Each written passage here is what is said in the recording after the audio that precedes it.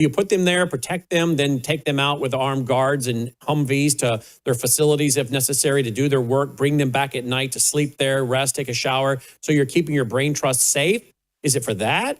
Is it for, the politicians? Is it for the people that are going to be in the street causing problems? The domestic terrorists they're going to label and round up and put there, and some of them may indeed be just that. Is it because they expect war to break out? Is it because they're concerned about some of these bioweapons and we need to move people to these facilities to quarantine them? What on earth do you think these are for? Because I'm not buying it. It's for the illegal immigrants. Are you? No, I'm not. And that was actually the same excuse that they used back during the Bush administration when they got caught building these giant camps. Oh, we're just going to put illegals in there. Yeah, right. I don't believe it for a second. I think it could be any of those possibilities that you just mentioned. But again, we would be very foolish not to realize the situation right now is very unstable. And I don't say that to panic anybody. In fact, the Lord did not send us a spirit of fear, so we should not be acting out of a sense of fear. But it would be prudent to pay attention to what's happening. It would be prudent to recognize that there is a war on our farmers and on our ranchers and on our food supply. There are efforts to kick off a civil war in this country, as you and I have spoken about many times. There are efforts to trigger a third world war that would be absolutely catastrophic. And so we have to assume that some of these things that the government's working on that they're not telling us about have to do with those things. Now, we know, I've talked to members of Congress about this, they've got all kinds of little special plans for people in Washington, D.C. They've got bunkers in mountains. The billionaires are all building their survival bunkers in New Zealand. But, they think they're going to go hide in the mountains while we kill each other and die of starvation. I don't think their plan's going to work out quite like they think it is. But certainly those things are very real prospects. LibertySentinel.org, LibertySentinel.org. Alex, as always, thank you for your discernment and for being with us. Great to be here. Thank you, Brandon. Alex Newman checking in.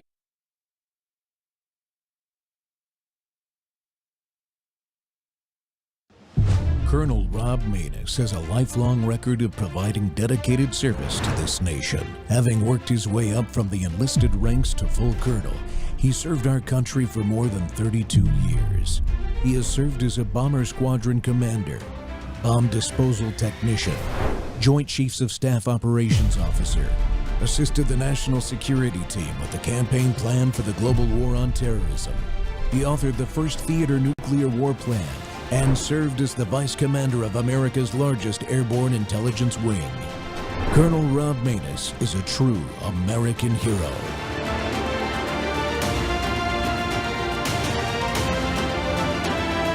This is Rob Maness Live.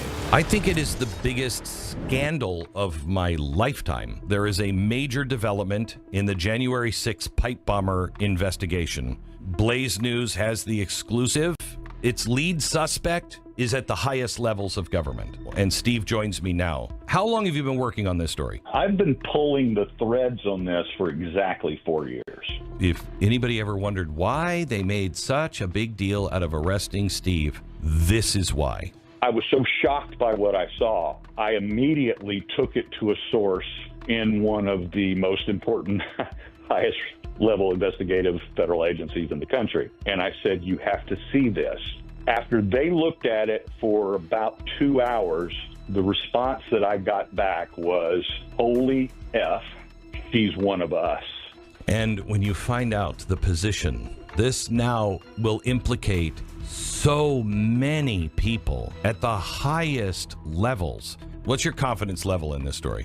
I can give you forensic estimates, the analysis of the hoodied bomber on the evening of November 5th compared to the gait analysis of this individual in private life and at work. The actual software hit at a 94% accuracy. Then human analysis from the experts in intelligence is much higher. They looked at it and went, my God, that's it. You've got it. In a world not gone mad, this would be a best-selling book and a major blockbuster movie. When it all comes out, this is going to involve everybody. I mean, this is really bad. Really, really bad. This apparently just has to be done right because of national security, I'm gathering. Is that right? That's correct. And so they've got to take care of things they've got to take care of. Then the story will be released. Good afternoon, America. It's Whistleblower Wednesday on the Rob Maness Show, and we're live on Worldview Tube and our X Spaces simulcast. And yes, we're still talking about the secrets of the January 6th pipe bomber. You just saw some info about the Blaze's hard-hitting investigation into one of the most suspicious loose ends from January 6th, the so-called pipe bombs planted the night before at the DNC and the RNC headquarters.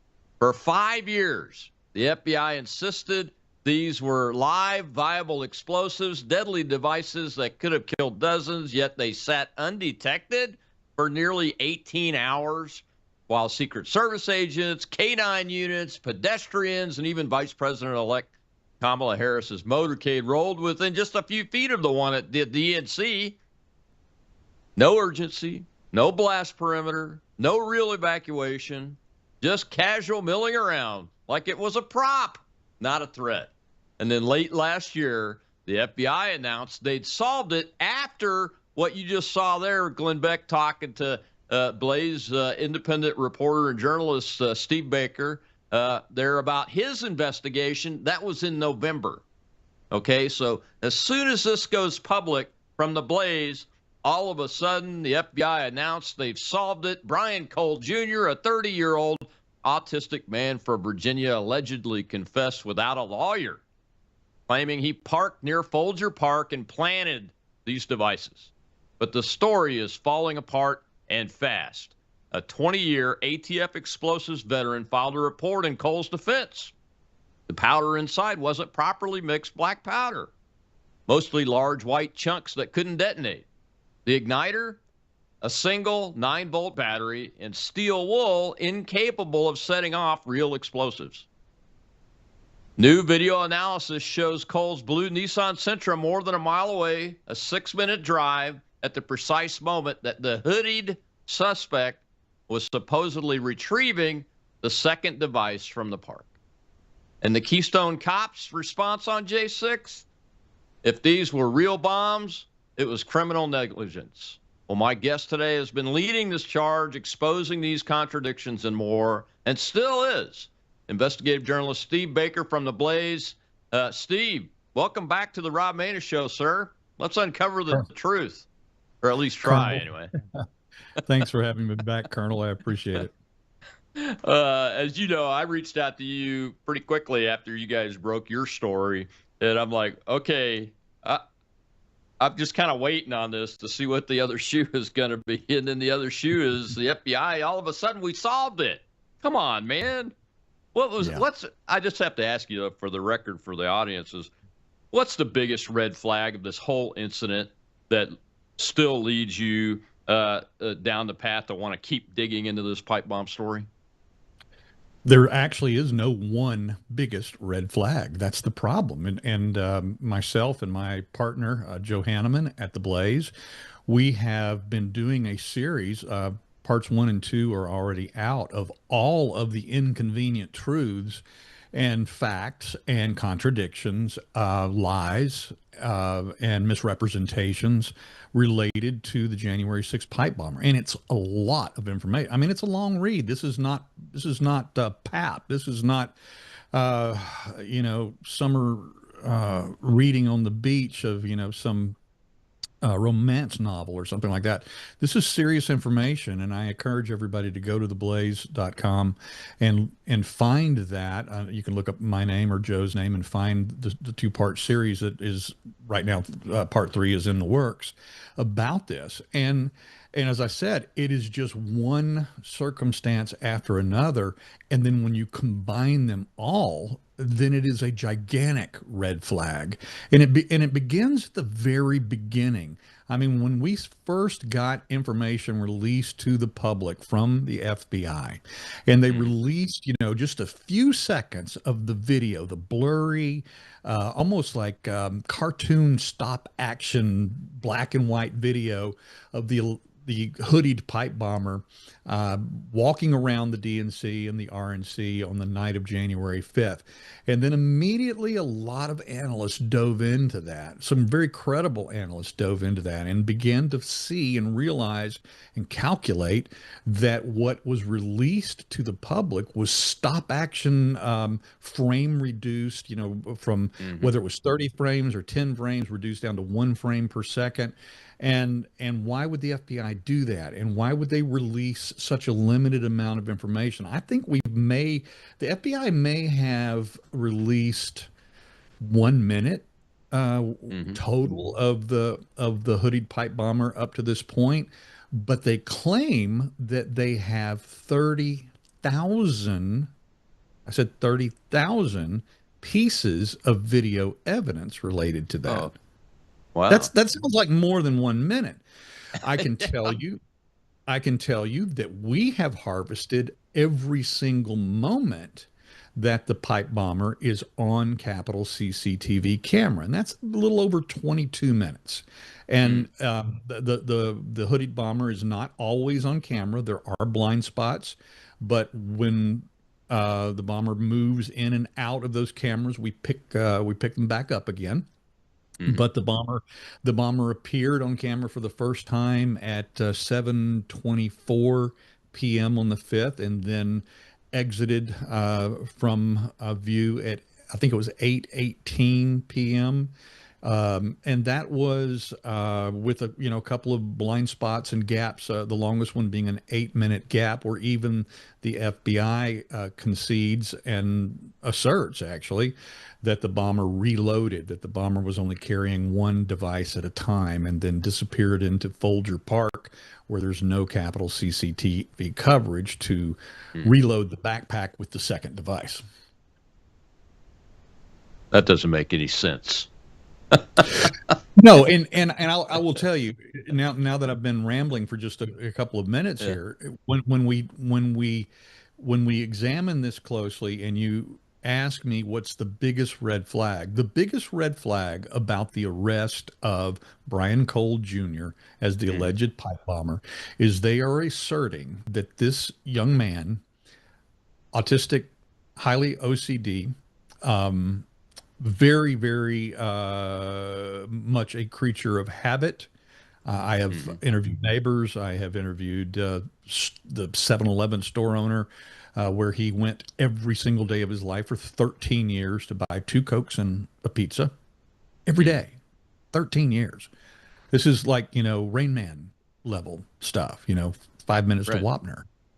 And so they're going to assert that this young man knew exactly where those blind spots were in Capitol CCTV camera coverage, so that he could park his car in one of those blind spots, not be seen until blocks away, and emerge suddenly into Capitol CCTV video coverage at 7:24, and then know exactly when to exit coverage to retrieve the second device, then re-enters coverage, plants the second device, and then mysteriously somehow this kid knows where in the alleyway behind the RNC and the Capitol Hill Club that there's a hidden gate, there's a fence with a hidden gate. And when I say it's hidden, it's hidden. I've been there. I've videoed it. I've taken photographs of this gate. You can't even find the latch in the gate. Yet this young man allegedly told the FBI that he learned the route and figured out his routing for the distribution of the 2 pipe bombs from just going to Google Maps. Well, there's no way that Google Maps or even Google Street View would have shown this hidden gate with a hidden latch in it. I've walked through that gate twice myself. The first time, and the only reason I found that gate the first time, this is where the individual disappears into the night, and we never see the bomber again.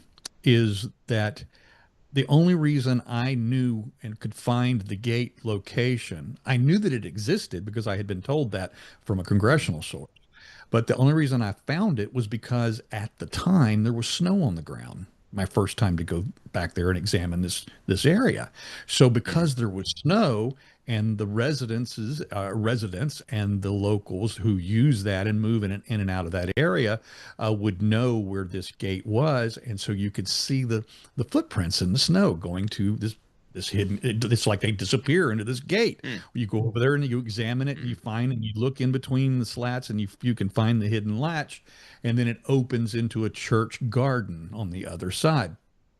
And so the second time that I went through that gate, there was no snow on the ground. It was dry. And unless I had already previously been there, I wouldn't have been able to even know where that gate was.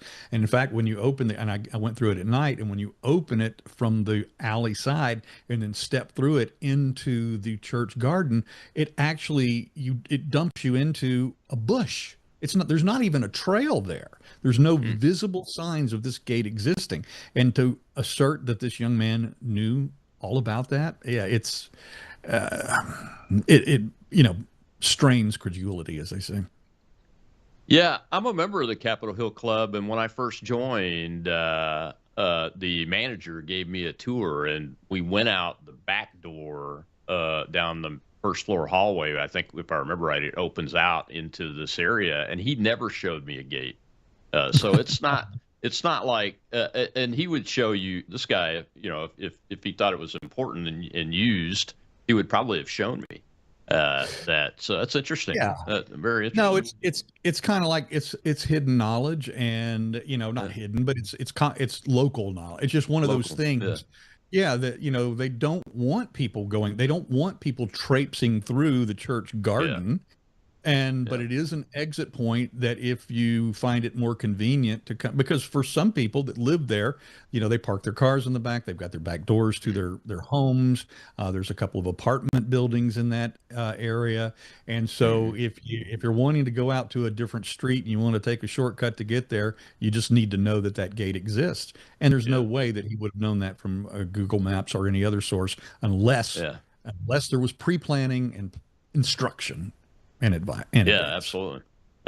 All right, we got to take a break, Steve. When we come back, I want to get your take on this. The question that I have is, did we really get the pipe bomber, this Brian Cole guy? Steve has investigated this more than anybody that I know, so I want to get his take on that based on what he has seen in his investigation versus what the FBI is telling us about him. We'll be right back with Steve Baker of The Blaze.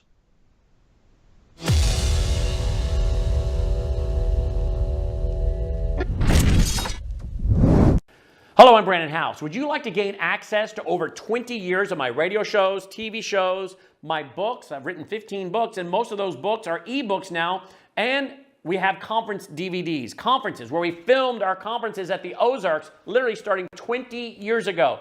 It's all available in our archived vault. All you have to do is go to worldviewtube.com/vault, worldviewtube.com/vault, and for a reasonable monthly fee, you gain access to over 20 years of Christian worldview programming, news, information, books, documentaries, and a powerful search engine. And folks, it's a great way not only to educate yourself, equip yourself, but it's a big way that you can help fund our continuation as a broadcast network. Please check it out. worldviewtube.com/vault, worldviewtube.com/vault, and help us continue pushing out a Christian worldview.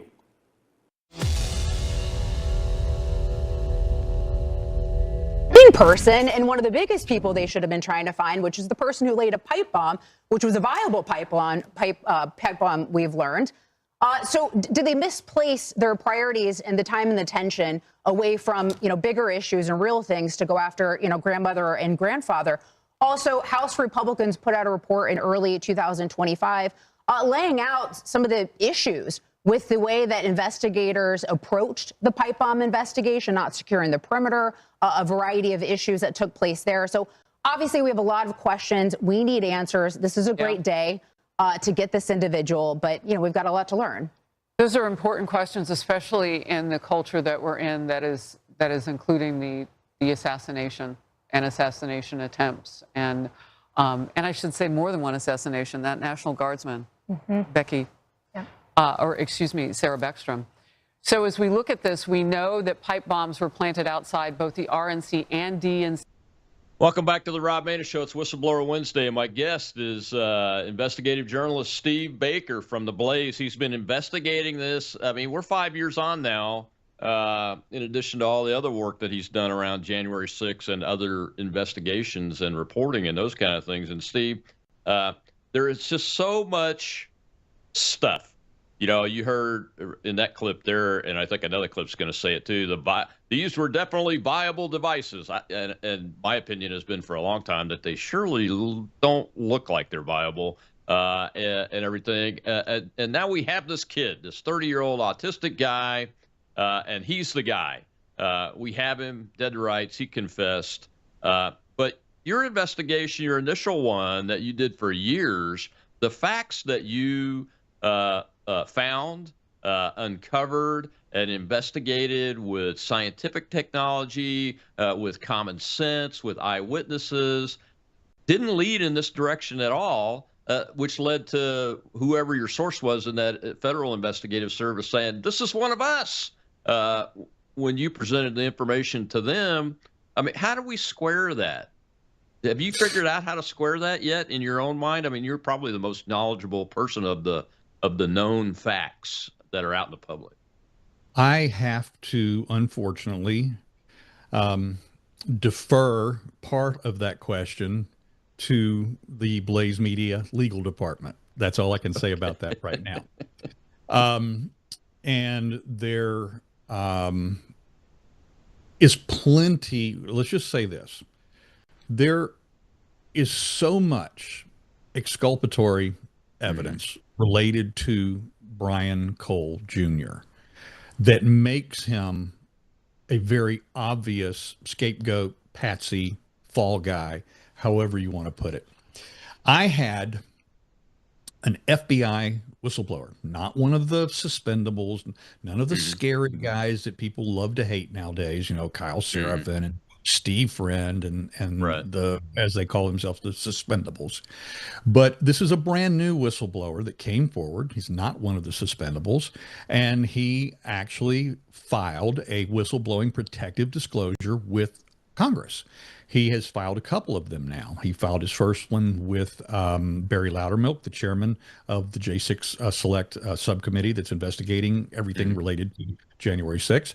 He filed it with Thomas Massey, and he filed his second one also with, that would be Jim Jordan, the chairman of the Judiciary Committee in the House. And so I have spent face-to-face an hour in his presence with this particular unnamed FBI whistleblower, current FBI employee.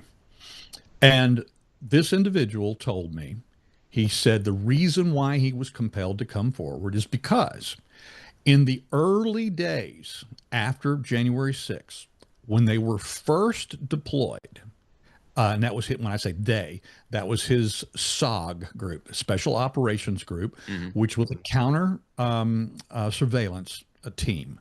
And when his counter surveillance team was deployed at a location in Falls Church, Virginia, to take up and watch a particular condo residence there, that one of the things that they were told immediately was that the bombs were not viable, because they needed to know that. They needed to know because that affects their tactical position and their stance and their preparations if they're going after somebody who might have explosive materials inside the residence. They were informed by their own leadership at the FBI that no, these were not viable devices. They were inert. And so that is one of the first things that we learned. And then, of course, we learned that, once again, years ago from Kyle Seraphin, because he was also on that exact same SOG team.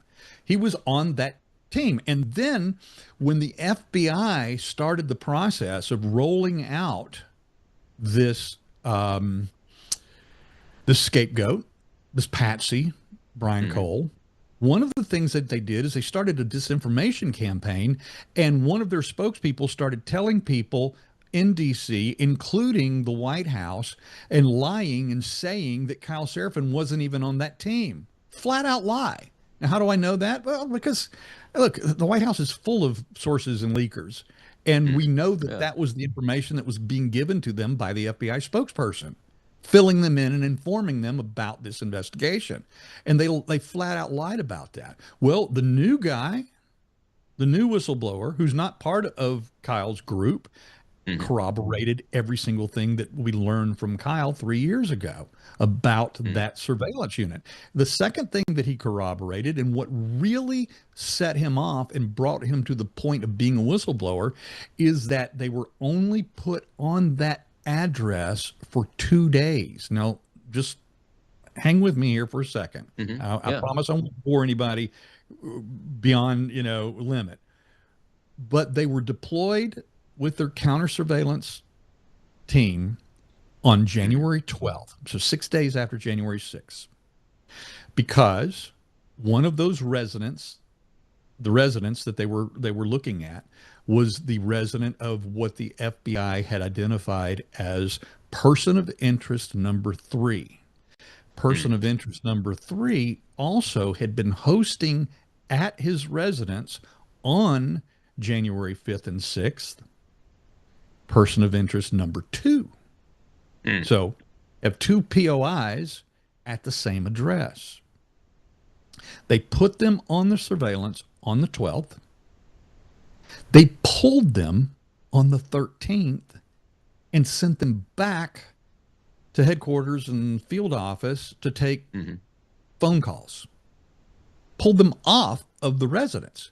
And what angered this particular whistleblower is that they did not clear, the FBI did not clear person of interest 2 or 3 until 6 days after the 13th, on January 19th, before they even interviewed those 2 individuals. Now, I have personally met with both of them. I've spent 5 hours. We've never named either one.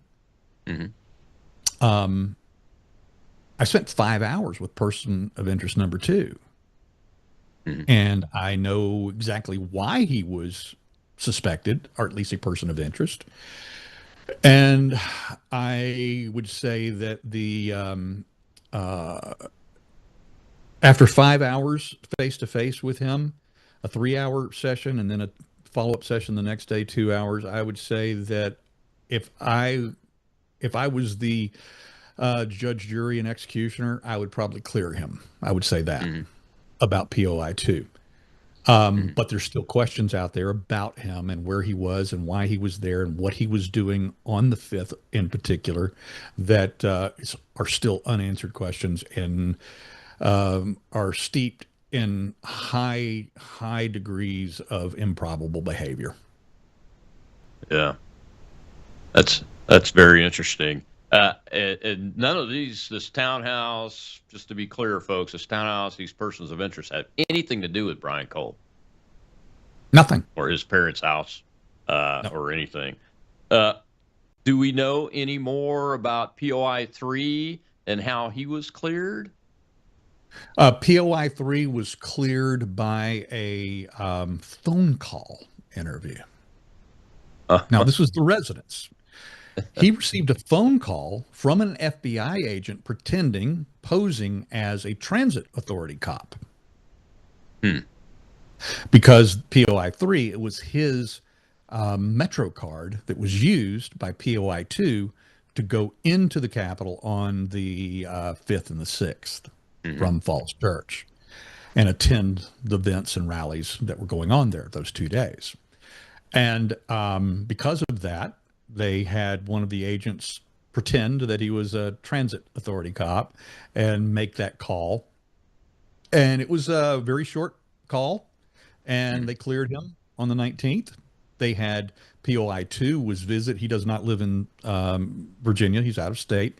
And from his residence in another state, 2 FBI agents showed up at his residence on the 19th. How do I know it's the 19th? Because I actually have the screenshots of the messages he got from the FBI as they were outside of his door texting him saying, hey, we're outside. We want to talk to you. I have screenshots of it, so I know it was the 19th. So they certainly had not even interviewed him yet, but they had cleared both of them 6 days, not 6 days after they pulled the counter surveillance team, which is incomprehensible. You're talking It about makes- the most serious crime of Yeah. January 6th, the placement of weapons of mass destruction, including a possible assassination attempt of then Vice President-elect Kamala Harris, who was inside the DNC that day. And they pulled the surveillance teams and put them on the phone back at headquarters. Yeah, I mean that's another thing. It does up to the brain in here that's an old EOD tech and supervised law enforcement, has had his own investigative and intel shops working for him from this perspective. None of that makes any sense to me, Right. along with thousands of other things that don't make sense to me, that you would pull your surveillance before you clear somebody on something that magnitude. And the utter silence about the attempted assassination attempt on Kamala Harris by at least the Democrat politicians that are in office is more than puzzling. It's troubling. I don't understand it. If Donald Trump had been at the RNC or at the Capitol Hill Club that day, we would be calling that an attempted assassination attempt at the RNC headquarters. And it just absolutely makes zero sense, Steve. None of this. That's why I want to do the show again. Right. We've done this show a couple of times over the years, actually, as you've discovered things. We got to take another break here in about a minute, but you've done a long form interview with Congressman Tom Massey, who I think is probably the elected official that has the most level of detail in his mind and has looked at the most things on this. So I'm curious after the break, get your take on him. I didn't want to use any clips from your interview of him here because I want people to go watch it. I watched it, but I want to give you the opportunity to speak to what you learned from him. And again, let's go back to this device and this Brian Cole guy that's the accused here, and continue to talk about him because none of this makes any sense. We're talking with Steve Baker, January 6th pipe bomber. The mystery continues.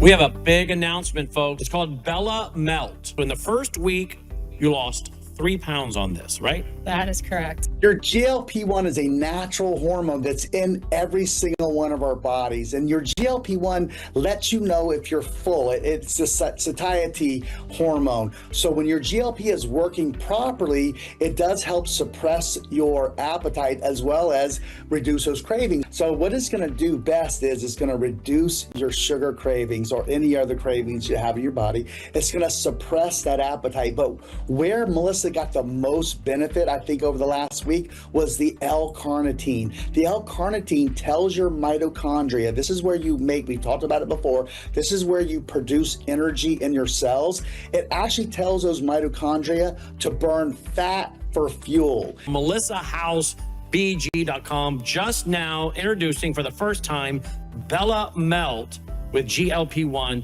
fast action.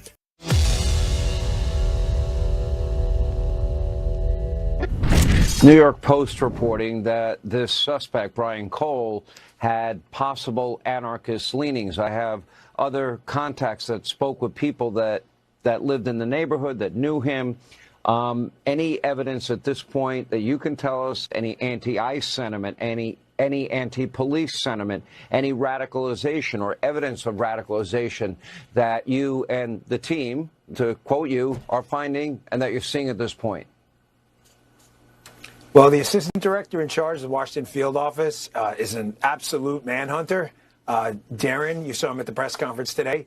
In just the last couple of months, he's had to deal with the tragic National Guard shooting, Washington Safe Streets program. He's been dealing with this case and other public interest cases as well. I say that because this was a lengthy investigation. This did not just happen yesterday. We've been doing this for a while. As legal process starts to come out and filter out into the public space, you may see some more stuff tomorrow. I don't want to get ahead of it, but you'll see more. And I want to be very clear with the public. This is chapter 1 of a 10-20 chapter book. This investigation is not over at all. The investigation has just begun. We've interviewed the subject at length. We are still going through an enormous amount of process, accounts. So it would be very early for me to get out ahead of that on motive. I mean, obviously the motive was to drop a couple bombs and, that could have killed people. But what the actual ideology and motivation, I want to be cautious that this gets done correctly. And sometimes smooth is fast.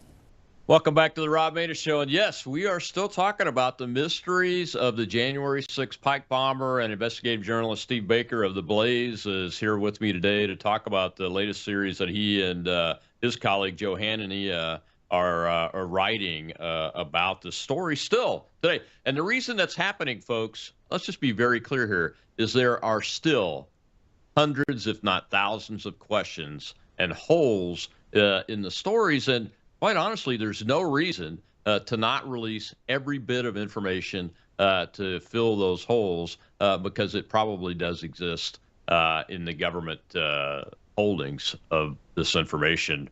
And Steve, one of the things, I think I watched 15 interviews of Dan in different venues as I was prepping for this show. And what you just heard there is in every single one of them. Right.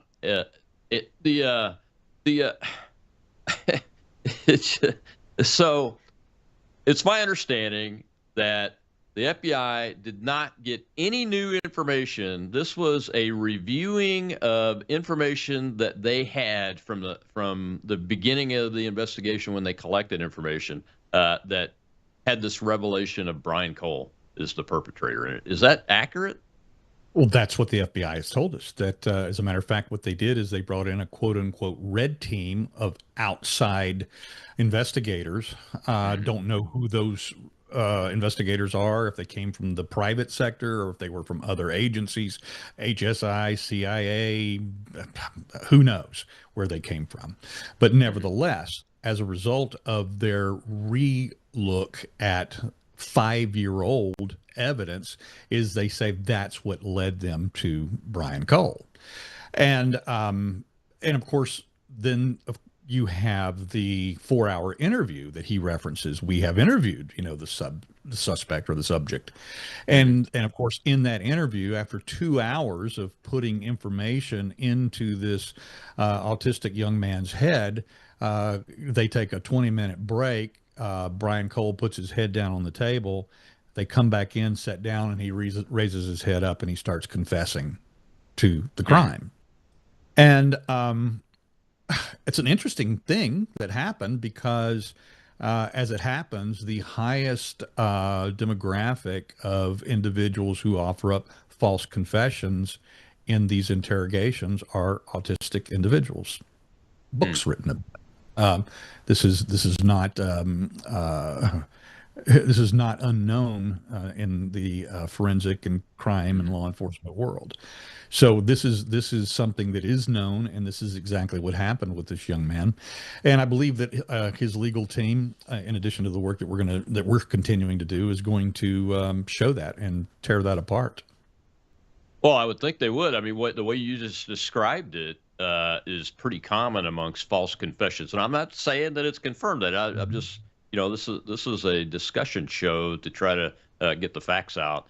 If they spent 2 hours with him, knowing the type of individual he is and the way his brain works, that's like probably spending a day with somebody else, feeding them information through their questioning and everything, and that invariably has led to many, many, many false confessions that have been thrown out. Some that have even been allowed that have resulted in bad convictions and those kind of things. So it really raises my concern. When you're a 5 minutes to Wapner kind of guy, all right, and you're obsessed with that, doing your normal routine at the right time, and for no telling how many, no, understand, we don't know how many hours after his arrest and being yanked out of his home that this interrogation took place. Right. But during this entire time, he's now missing all of the key touch points of his daily routine. He didn't get his walk in with his dog. He didn't get his walk up to the 7-Eleven at the front of his neighborhood, where the owner of that 7-Eleven franchise told me himself, no way is he the bomber. I've seen him every day for 13 years. He comes in, he always has his headphones on. He never interacts with anybody. He said in 13 years, he may have only spoken to me 3 words in 13 years. What he does, he comes in, he goes to the cooler, he gets 2 Coca-Colas, and he gets a pizza. Mm-hmm. And the 7-Eleven guy did tell me, he said, on the days where I don't have a fresh pizza available, he'll get the wings instead. But that's his routine.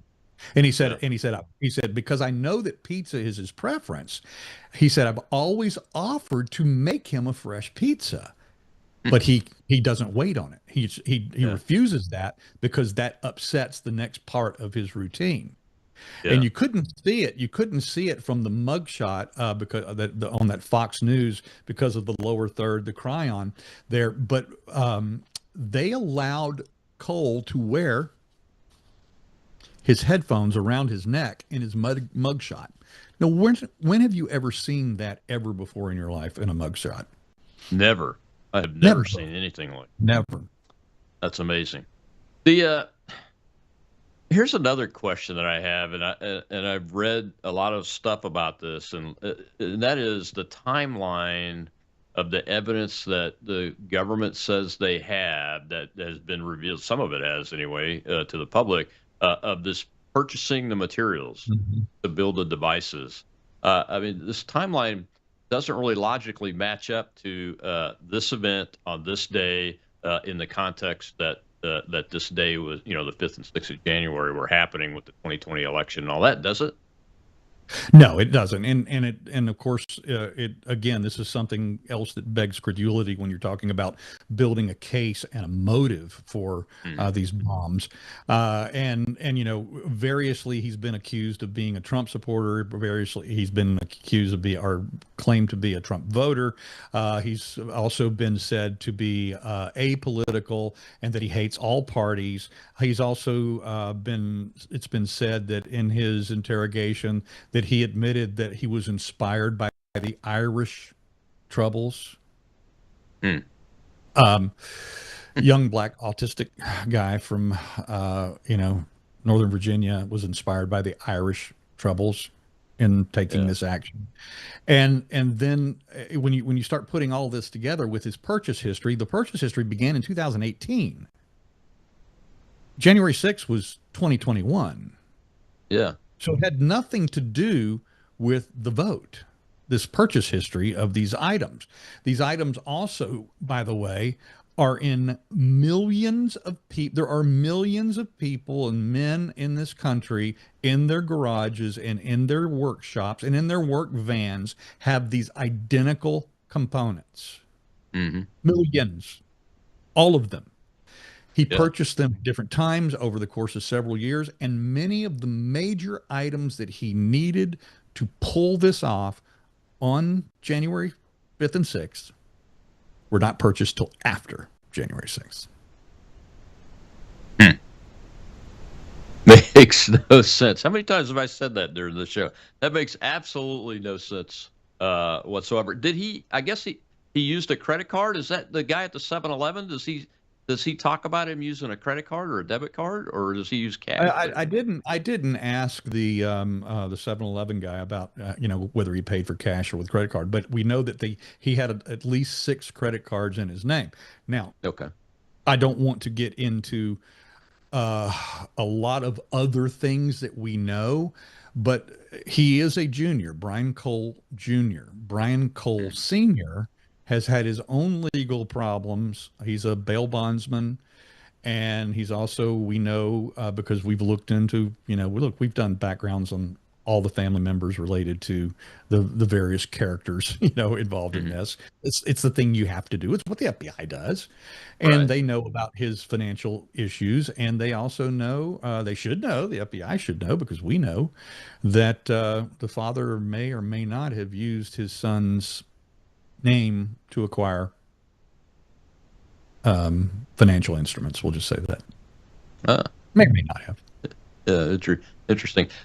Any truth to the kind of loose reporting that I heard early on about Cole Sr. that his bail bondsman shop catered to like Antifa types, BLM types, or something like that?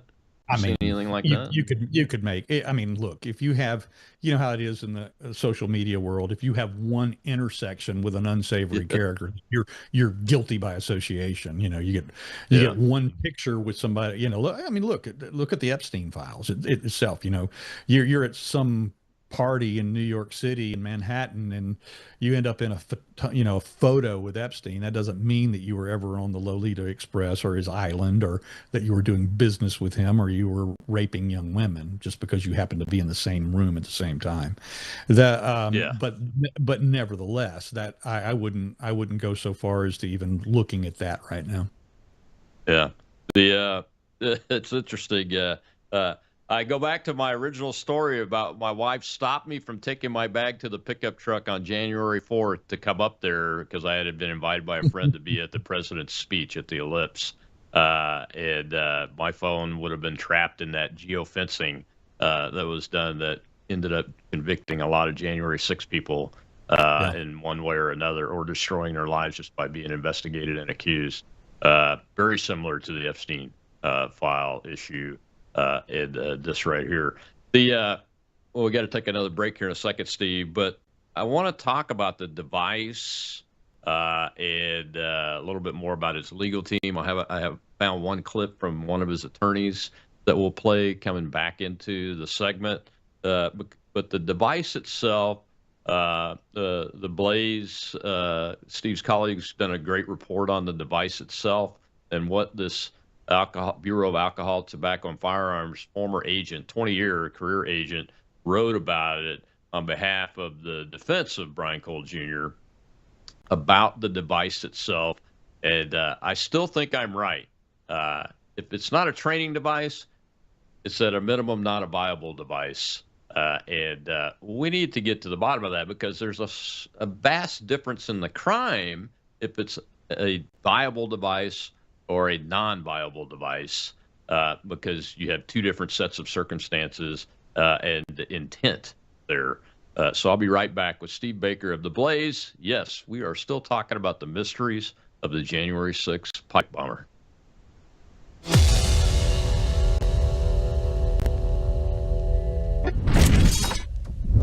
What if millions around the world could access Bible teaching and worldview training for free right now without hitting a paywall?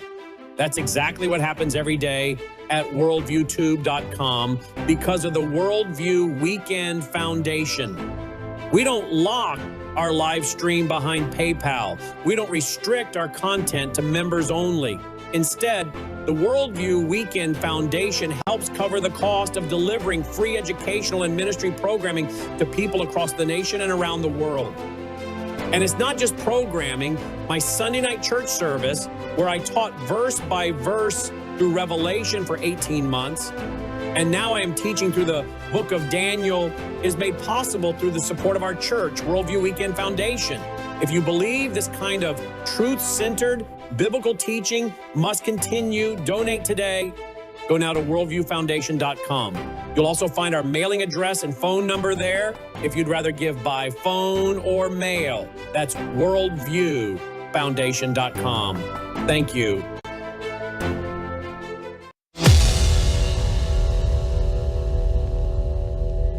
Fox 5 exclusive. For the first time, we are hearing from the lawyers representing accused pipe bomber Brian Cole Jr. It was a wide-ranging interview today with our Katie Barlow, who's here now with the latest on this one. Katie.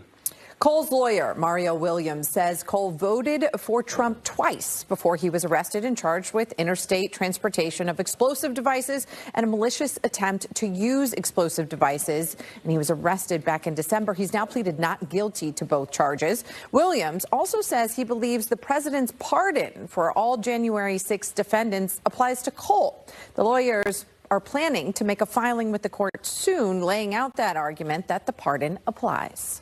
Judge called this a January 6th adjacent case during the hearing. Do you agree with that? For purposes of the pardon, I absolutely agree with it. What do you mean? So I think you have to employ some kind of common sense as applied to the allegations. So if the allegations are that he went out there and he set down these components, and that they were found on January 6th. The judge says that it's a part of January 6th. The pardon says that you're allowed to get a pardon for everything related to the events that occurred on or at the Capitol on January 6th. Like I said, we're going to talk about that at a later date, but I do believe that.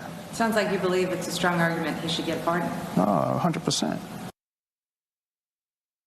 Of Trump's pardon is broad. It says the president will grant a full, complete, and unconditional pardon to all other individuals convicted of offenses related to events that occurred at or near the United States Capitol on January 6, 2021. The government says Cole confessed to making the homemade devices and walked investigators through how he built them before driving to Washington, D.C. and placing them outside the RNC and DNC headquarters the night before Congress certified Joe Biden's victory. When the government put details of what they call Cole's confession in a public filing, Cole's lawyers demanded to see the evidence of the confession. Williams says he's now watched a recording of Cole's interview after the arrest. He says the statements that are in the government's filing are missing context, and at some points, the government is making affirmative false statements, he says. But you're not saying the government's lying. Well, I'm saying that I believe the manner in which the government made those statements is incorrect and acontextual, and in some instances, absolutely false. So a lie. The government's lying about what he said. Some of the representations that the government made, in our opinion, are false. You can see more of our conversation on fox5dc.com and this week's episode of In the Courts. Cole is due back in court on January 28th. Welcome back to the Rob Maness Show. It's Whistleblower Wednesday. We're live on Worldview Tube and our X Spaces simulcast with Blaze investigative journalist Steve Baker, who has been investigating this for many, many years. And Steve, I had to play that clip when I found it because it's the pardon question is very intriguing. But Mr. Cole's lawyer has a point if you're looking at the law on that. But what's more interesting to me is that he thinks the government is lying and taking things out of context in the interview that they did. And you couple that with what the ATF agent wrote about the viability of these devices, and it doesn't sound like they really have a case. I don't think that they have a case that can be won in front of a DC jury. I don't think that a DC jury would ever convict a black autistic young man.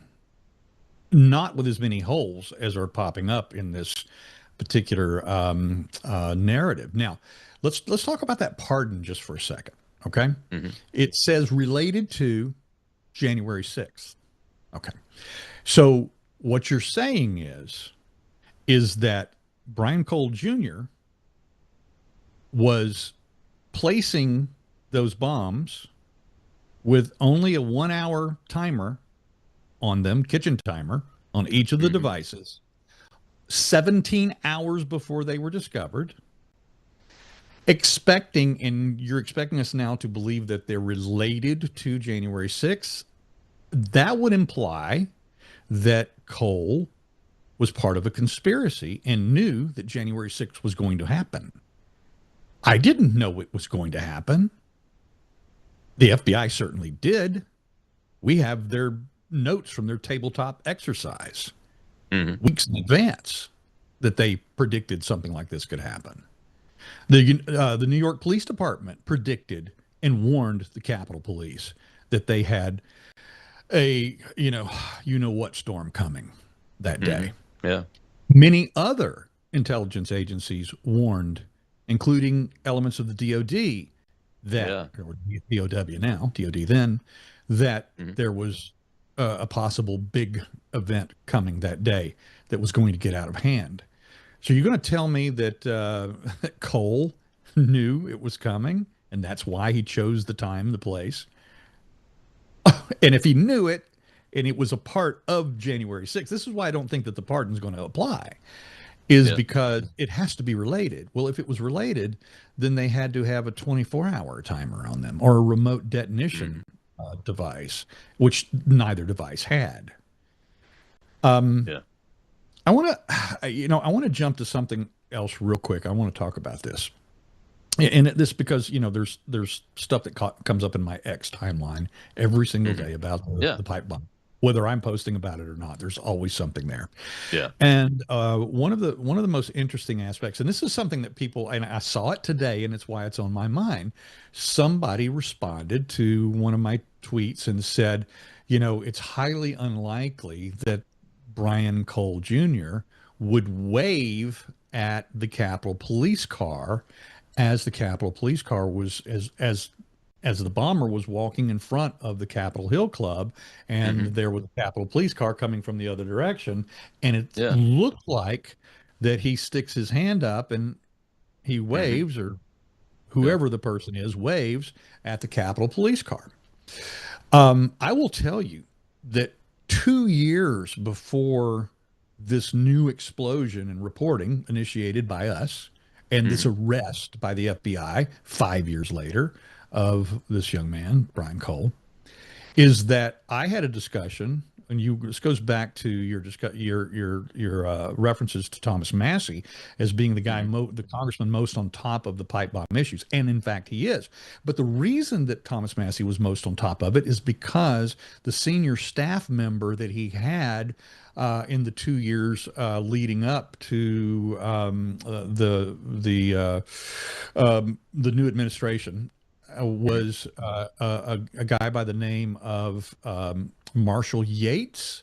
And Marshall Yates was the primary investigator looking at the pipe bomb issues and putting all of that together as a senior aide to Thomas Massey.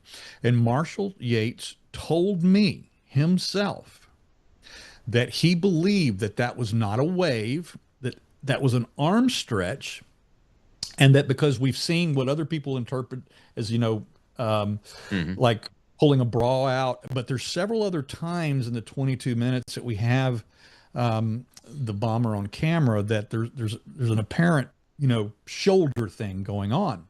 And Marshall Yates told me himself that he believed that we needed to be looking at possible suspects who were marathon runners. Because there's such a thing as marathon runner's shoulder. It's the repetitive action of millions of those arm motions back and forth, back and forth, back and forth, back and forth, millions upon millions upon millions of that repetitive shoulder motion that creates that thing that this individual walking around the DNC and RNC that night was displaying. And that's why he said, I don't believe it was a wave. I think that the bomber was stretching the shoulder out at the time. And when you go back and look at it with that in mind, okay, it could be a wave, but you could also see it per his description as well. Now, by the way, the reason why Marshall Yates is no longer with Thomas Massey on his staff is because at the beginning of last year, after the January 20th inauguration of President Trump into his second term, Marshall transferred over and is now the congressional liaison to the FBI. Oh. So Marshall knows. Therefore, Bongino knows. Therefore, Cash knows. And, interestingly enough, there's one thing that has never happened since the arrest of Brian Cole Jr.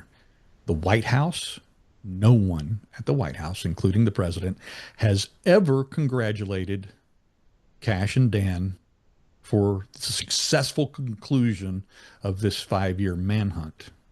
Not one word from the president, not one tweet, not one truth from him or anyone else on his staff, anyone else in the White House have congratulated Cash and Dan for that arrest, despite the fact that the pipe bomb was named and listed in multiple of these interviews as being a top 3 priority of the administration. Oh, yeah. Yeah, I think it was. I mean, the president said that on the campaign trail. Bongino and Patel also said it. Yes. Yeah. Yeah, I mean, they had, I think they had clear marching orders. I don't know for sure, but it seems like they had clear marching orders from the president, at least Cash did, to get this done. Probably Dan, too. I'm sure he got interviewed and had multiple discussions with the president about this issue being among many, I'm sure. But the question that I have in my mind, and I think you're right, by the way, is the why of it, because the why, I can't answer that question, because the why of it should be to get the American people the truth and put this to bed as best we can. But what we're seeing so far from the facts is that this is not the best we have. This is not Right, the best. right. This is not putting it to bed the best we can. Right. And it's tainting. It's tainting everybody involved in it that's been searching for the truth. I don't care whether it's the Blaze or you or Glenn Beck or Dan Bongino or Patel or the president. It's put a taint on the situation of uncovering the truth so that we can get at holding government officials accountable that violated the rights of Americans, that violated the Constitution willfully, and we know that happened. And that's why I'm troubled by it. And I'm going to keep doing things like interviewing people like you until we fill the gaps. Before I let you go, though, we've got about a minute and a half left. What are the key things that you learned about what Congressman Massey thinks? Since we both agree he is the most knowledgeable person, I think, in elected office about this situation. Did you learn anything from him about what he's thinking post the arrest of Brian Cole? Yeah, the most important thing and look, I know Massey is the most polarizing and controversial person in D.C. right now. I have, because I am a friend of the congressman, and because I am a supporter of the congressman, I have lost, just in the last week, hundreds of followers, because if you say anything positive about Massey whatsoever, you're taking that risk, and that's fine. I lose them too. Right. And so, but when it comes to his knowledge of the pipe bomb situation in particular, you have to look at a guy who is an MIT, got his master's as an engineer from MIT, and his primary, course of study was in probabilities. And as he told me in that interview that I did with him on this very topic, he said, he was already something on the order of 95, percent convinced about the pipe bomb situation, and that the research that we have done recently brought him to 99% and probably closer to 100 in terms of whether we have it right or not. And look, I am absolutely, I'll tell you two things that I am absolutely convinced of. Number one, Brian Cole Jr. is a patsy. He is not the bomber. His entire, the video expert, who we don't name his name, who has assisted at me for a year and a half in this process, his online name is Armitage. As he said to me, he said Brian Cole's entire body is an alibi. Yeah, that's what I think too. But I'm just an amateur. Yeah. But the people that have looked at it that do this, we're talking about targeting analysts, senior targeting analysts from our intelligence community and the Department of War, have told us no way that Brian Cole is the person you see walking around in the hoodie that night. No way. I'm not surprised. And these are people that rely upon the particular skill to look at terrorists walking down the road in the little desert village somewhere from 20,000 feet before they call in a drone or missile strike on them and take their lives. They have to be absolutely certain. They're looking at this and saying, no way. And then you have, I think one of the most damning things of all, and I even brought this up with my own ophthalmologist, was the fact that when we got that 48 minutes of Brian Cole in a traffic fender bender, and every single time he looks at his phone, it's like 6, 8 inches from his face, doing this. And this is outside in the sunlight. But the bomber, the hooded bomber, the first time that person sits down at the bench at the DNC that night, holds the phone in their lap, at least 2 feet away from their eyes, at night with sunglasses on. Things to think about, Steve. Thank you very much, man. We appreciate it. I'm sure we're going to do more of these, unfortunately, because we haven't gotten to the answers that the American people not only need, but they deserve. Thank you very much. Thank you, Rob. I appreciate it. And you can follow him at Steve Baker USA on X, and you should follow him. Very reliable individual. I trust him more than I trust any investigative journalist, reporter in this business today. I'll see you tomorrow on Truth Thursday.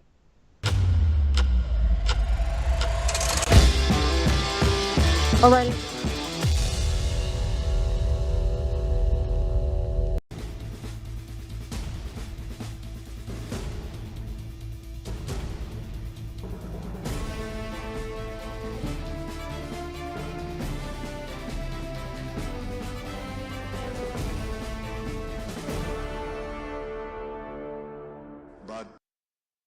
Hi, everybody. Welcome to Live Up to Freedom. Thank you so much for joining me today, this Monday. It's Monday again. And I'll tell you what, I feel like Friday was 5 seconds ago, but that's all right. So happy Monday to anybody who thinks there is such a thing as happy Monday. Hi, Lori. Good to see you. We are live on worldviewtube.com, worldviewtube Rumble, worldviewtube X, and I know X is under attack heavily today. So if you're on X and you're trying to comment or join us, just head over to another platform wherever we're also live on XM Morocco News, live on my platforms on Facebook, Rumble, YouTube, Substack, and X. So, and as always, today is me and you guys, so I will be looking at the comment section. We can talk, you get, jump in, your thoughts, your questions, your comments, agreements, and disagreements as always. There's a lot to get to, and I'm positive I won't get to all of them.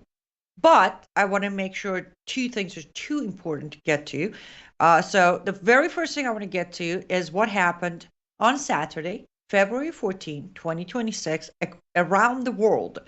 But before I tell you what happened, let's take a look at a video that will show you just one place, one city in the world, and that was Toronto, Canada. Let's take a look at Saturday, February 14, 2026, Toronto, Canada, and then we'll start talking about it.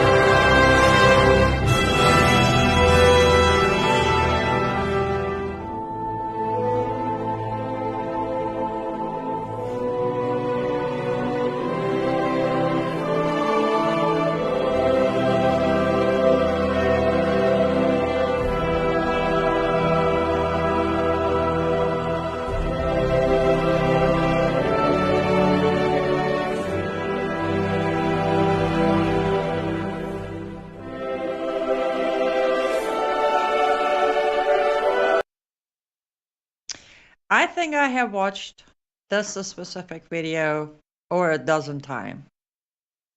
Forgive my pride.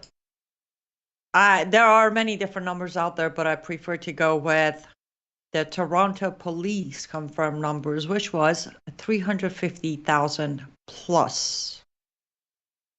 Of course, I have to give a big shout out to everyone in Canada that was not an Iranian and still showed up. We thank you. You didn't have to, you chose to do it. And for that, we're grateful. And yes, Laurie, I agree. I would be very proud. Laurie says, I'm proud of my fellow Canadians. And I will repeat, like a broken record, that just Toronto, 350 plus thousand people showed up. Not a single incident, not a single damage, not a single fight, not a single issue. The streets stayed clean. And many outlets reported on all of the events, but including Toronto. And there were many videos, of course. I wanted to play this one. I like the music better on this one. But there was a video of a close-up. I don't know who filmed it, but many different outlets published it. This one was published by, I need to cheat because I can't remember the outlet, but I do have it here. The Post Millennial. It's a close-up video that says a lot about what I've been kind of bragging about of let's differentiate between Iranians versus a lot of other people we're being compared to. And I will show you, this one is a shorter video, but can we play clip number 3? You get the sense of what I'm trying to say of this close-up video.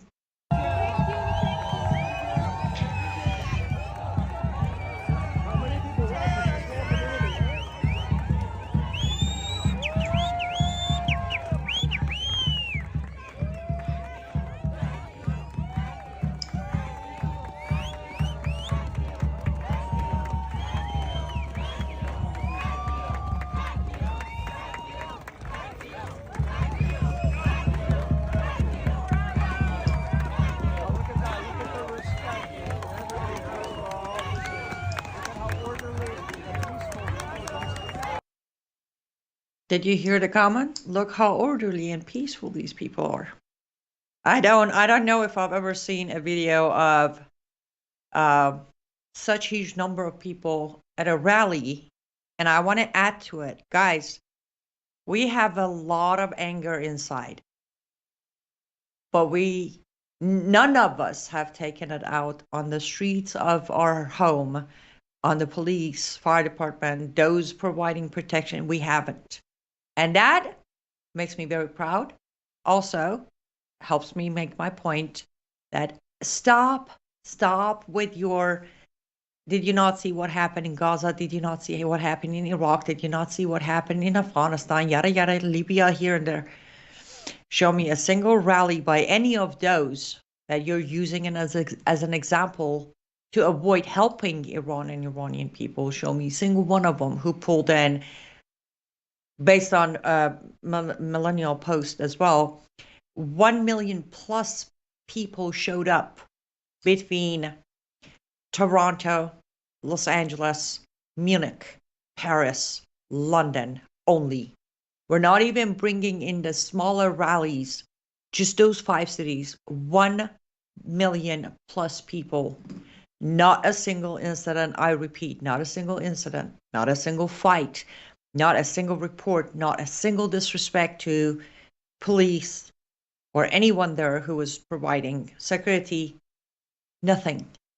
So forgive me when I say those who are using the excuses of pro-Palestinian rallies and Afghan rallies and these. What happened last weekend again proved that number one, we're different. Number two, regardless of how much anger, much disappointment we carry with ourselves, we come from a civilization that is older than combination of all the cities I just named.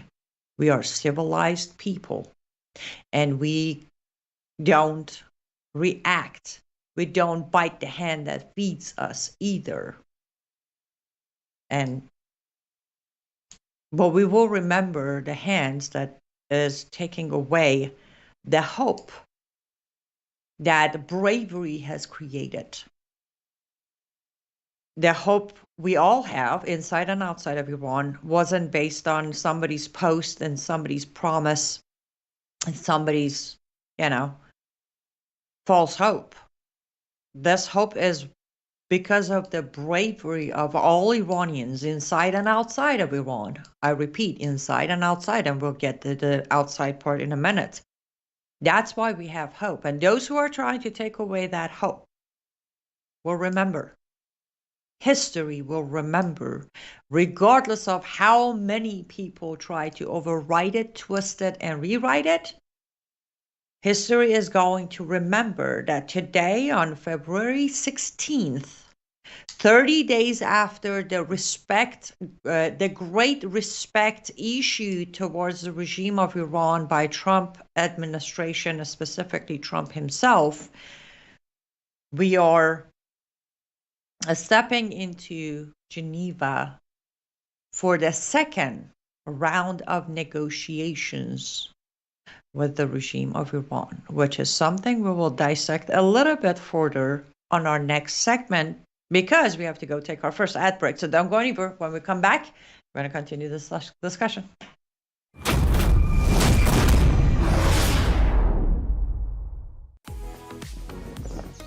Life is too short to spend a single moment spinning in laundry worries. Take a load off your mind with the all-new Norwex Powerzyme laundry detergent. This natural detergent harnesses the power of enzymes and plant-based surfactants to leave fabrics fresh and clean without fillers, brighteners, synthetic fragrances, bleach, or harsh chemicals. So go ahead, have your cake and eat it too. More than ever, stressful stains have met their match. Powerzyme's fast-acting enzymes break down organic substances while natural surfactants loosen locked-in dirt and oil, removing residue, stains, and odors with ease. With 91% bio-based ingredients, this dermatologist-tested hypoallergenic formula is suitable for sensitive skin types and delivers a safe and effective clean that won't harm you or the planet's waterways. Less time spent worrying about laundry means you can focus on what truly matters. Norwex Powerzyme Laundry Detergent. Discover the power of nature and load up on confidence.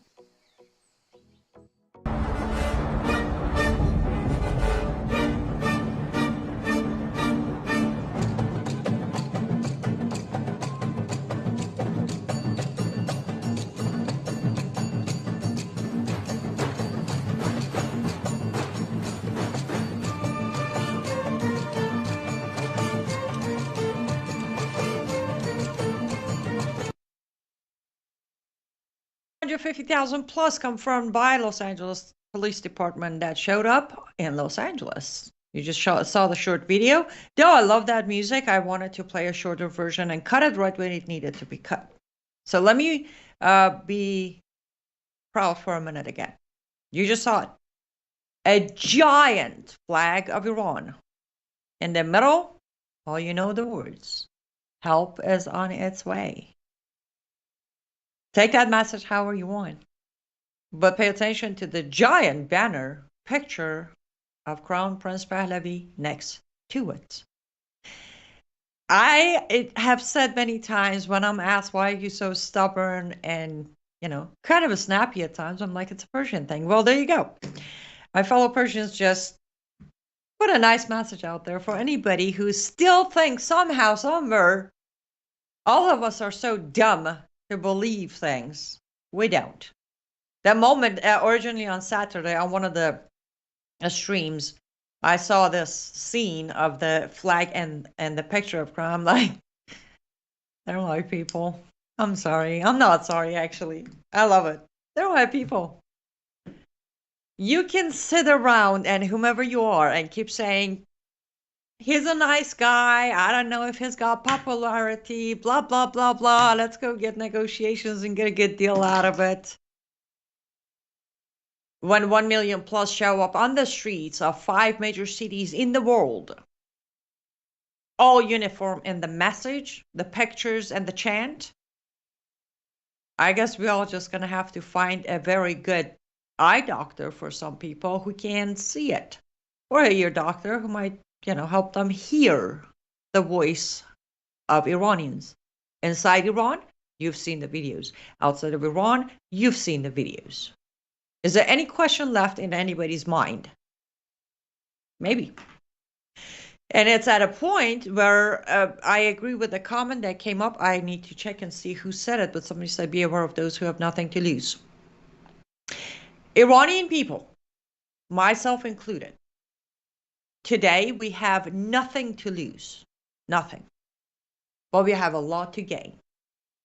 I'm always uncensored anyways. But across all platforms of Iranians, on any second dash comes next to it, Iranian American, Iranian German, Iranian British, Iranian Canadian, you put the next one to it. Gloves are off. Gloves are off.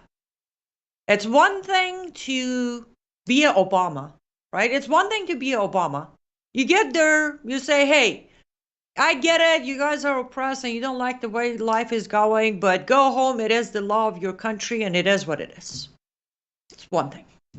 It's a whole different thing. It's a whole different thing. When out of so many reasons I can literally prove, but we don't have the time on the show today, out of so many reasons, you want to play both sides and stay on the fence and expect both sides to somehow take you serious, you end up with where, on one end, that, though, again, it is, it is preferred or it is fashion, especially in America, to defend and throw the whole diplomacy and 5D chess and whatever. But the reality speaks for itself. As I said, Geneva tomorrow, well, technically tonight, late night, late night tonight. I think 2 or 3 o'clock in the Eastern time, middle of the night, the second round of negotiations are starting in Geneva. Now, the location is still Oman Embassy. Make that make sense. When 5 days ago, the very people that we're sitting down with again, and I'm doing this update not because I don't know it. I'm doing the update for anyone who might just by a drop of illusion be fooled to think something has changed about the regime and they're so terrified of us that they don't want us to go after them. Can we play clip number 5 real quick, please, Thomas? I'm sorry, clip number 5, please.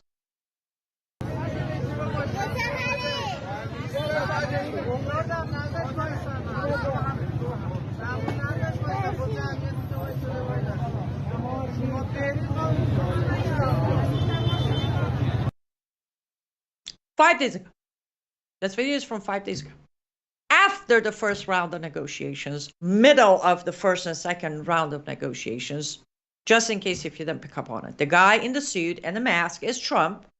And the guy standing over him wearing the green helmet is of the Hussein blood, which is the Shia Muslim of Iran, about to behead him. Right in the middle of Tehran. Am I the only one offended? Or is anybody else sharing this? What are we doing? Again, for 1 second, we're going to put Iran side of Iranian people aside. We're going to put aside the January 13 post and all the big tough talk. Is anyone else offended that we have sent, like Witkoff and Kushner flew to Geneva earlier this morning? What are we doing? So pardon me if I'm going to sit here and say, first of all, I told every single one of you from day one that don't get your hopes high. I put a Substack out. I did my own video. I was on Brandon's show. So proof is right there. Go back. I'm not making it up today. From day one, I said I actually prefer. That help doesn't come from America because I don't trust American government not to hijack this revolution. I did.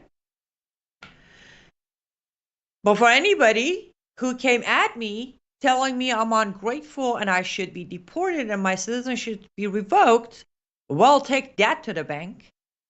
We're about to do our second round of negotiation while they do public execution, mock execution of Trump.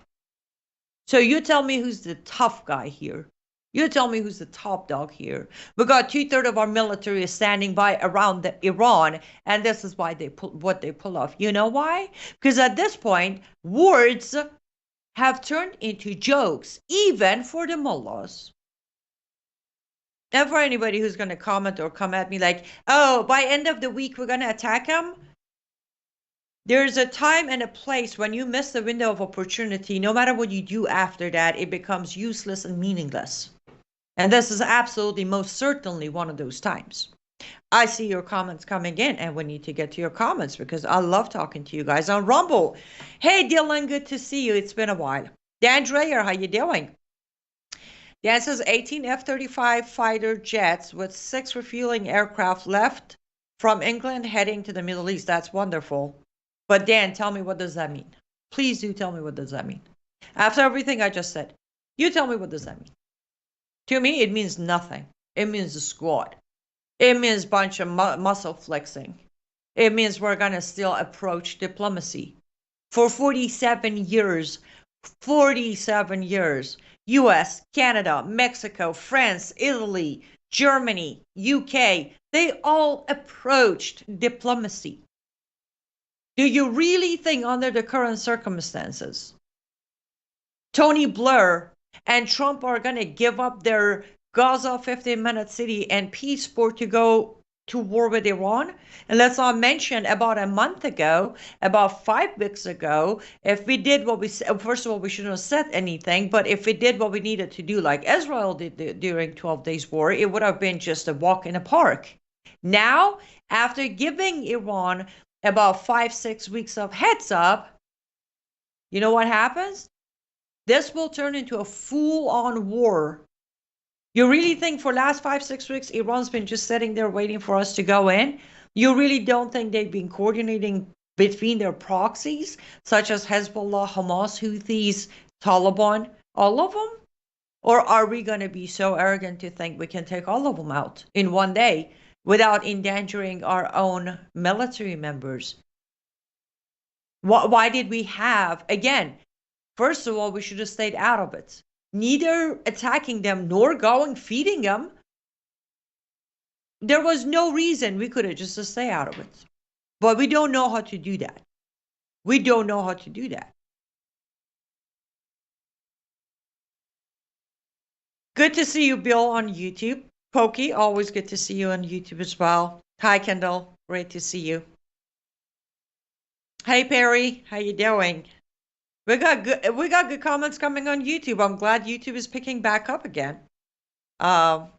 Mary Jean, good to see you. Of course, Pro TDs, thank you for thank you for showing that remarkable demonstration video from Toronto. Absolutely, it is beautiful. I agree, and that's the thing. Let me stop for a second. I gotta keep an eye on the clock, guys. I was talking to someone yesterday, and I said one of the biggest issues is number one, the narrative that has been sold, right? This morning, actually, a very dear friend literally said, I'm sorry, it's the Americanized mind of mine. You know, when they say Iran or, Iranian, it's just that third world country, dusty desert, like that narrative has set in. Secondly, for a lot of people who have never migrated, they don't understand what it comes with migration. They think just because you left your homeland and you're done. There's no attachment to the homeland. I have had people who have actually literally told me that if I fly the Iranian flag or I wear this, I'm not American. And I'm like, you didn't issue my citizenship, so you don't get to revoke it either. But mindset issues, mentality problems.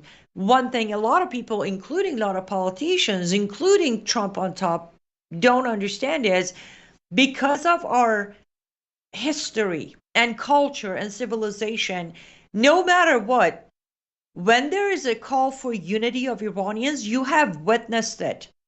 Saturday, weekend before that, and last 4 weekends, you have witnessed The number growing, not shrinking. When there's a call for unity in Iranian communities, we show up, and we show up in numbers. I want you to remember, before the uprising started and even before it turned into a revolution, I did my show Monday, Tuesday, Wednesdays. You all know I've been doing my show 5 days a week. When Crown Prince Pahlavi came out and said, those of you outside of Iran, fluent on your languages of your new homes, I need you to keep on reporting. We did. Migration, oppression that forces people to leave their homeland to survive, creates a unity beyond comprehension. So it's not like, I don't know why a lot of people thought we're going to have our own inner fight of, no, I don't want Pahlavi, I want this, I don't want that. You said something about Trump, I don't. We don't do that. We don't, because our end goal, the dream, is a shared dream of one day having the chance to go back home to either visit or leave life there. I've said it on my show before. I said it in private conversations. You might understand, you may not, I don't know. But you have no idea the light of the dream for me to one day to be able to go to my grandmother who saved me, to her grave and say goodbye, is the dream I carry. I've always said America will always stay home. We still have work to do here.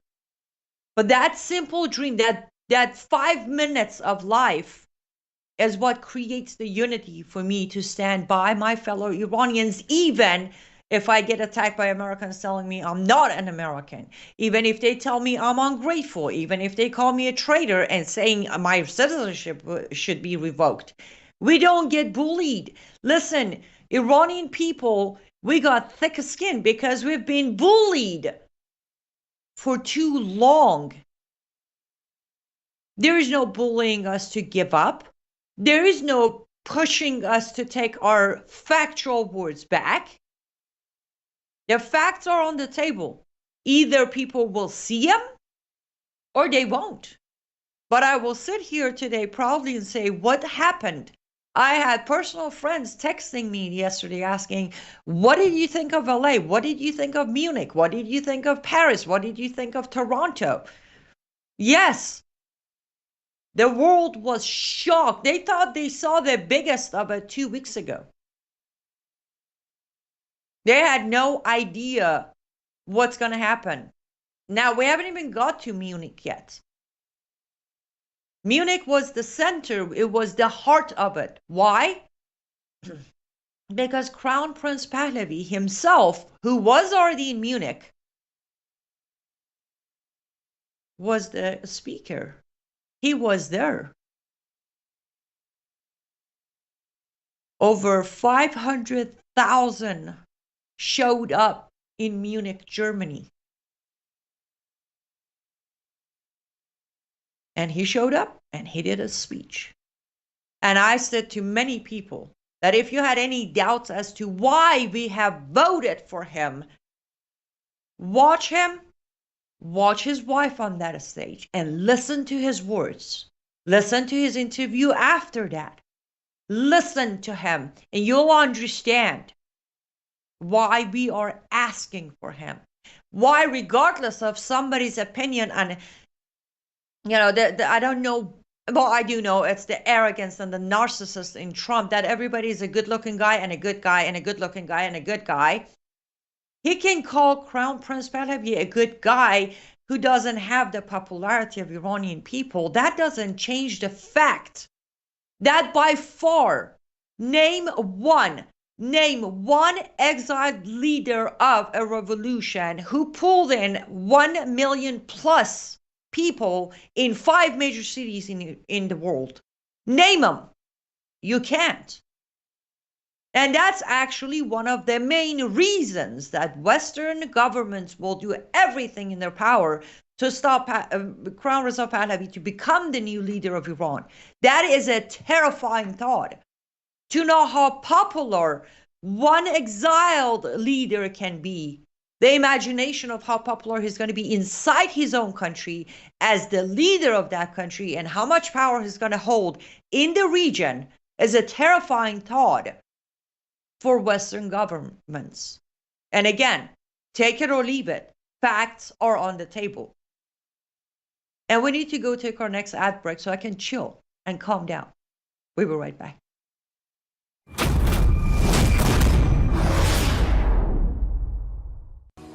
Well, hello everybody. It's Annie Cyrus. Welcome to my art studio where all the magic happens. This is the station for painting, and that is the station for all the resin art I do. If you want to check out my art, all you gotta do is go to lutfstudio.com.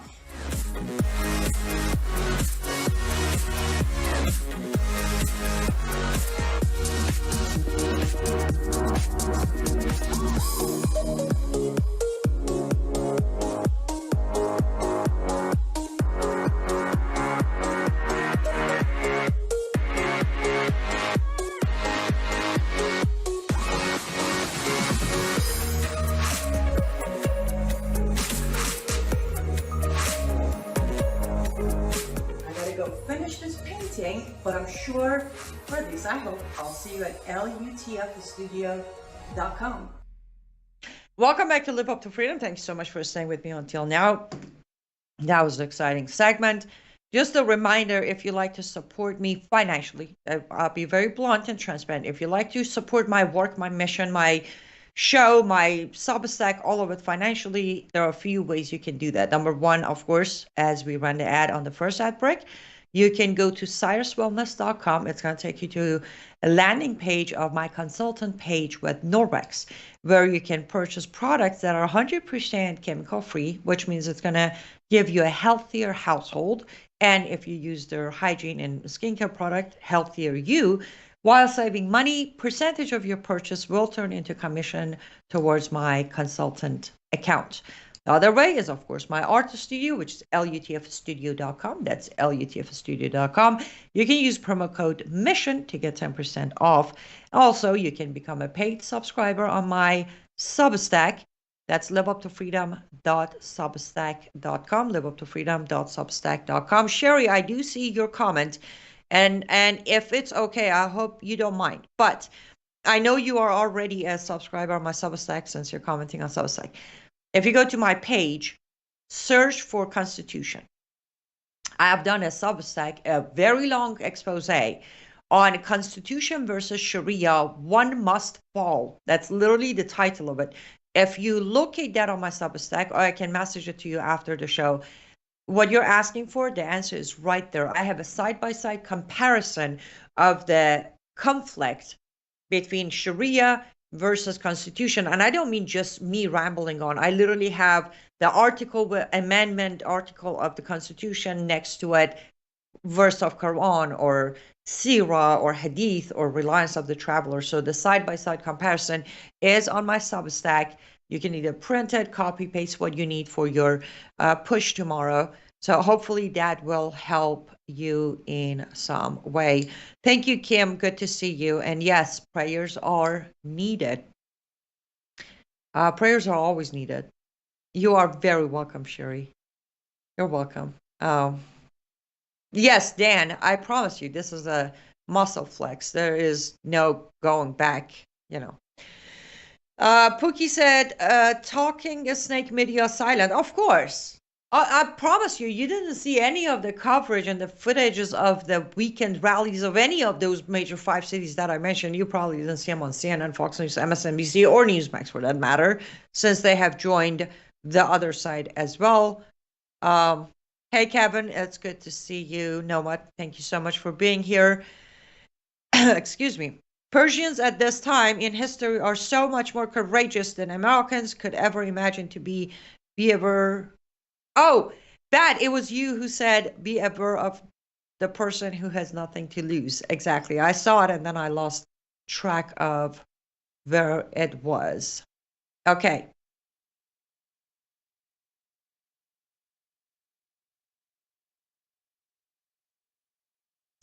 Eric says, you really don't show much military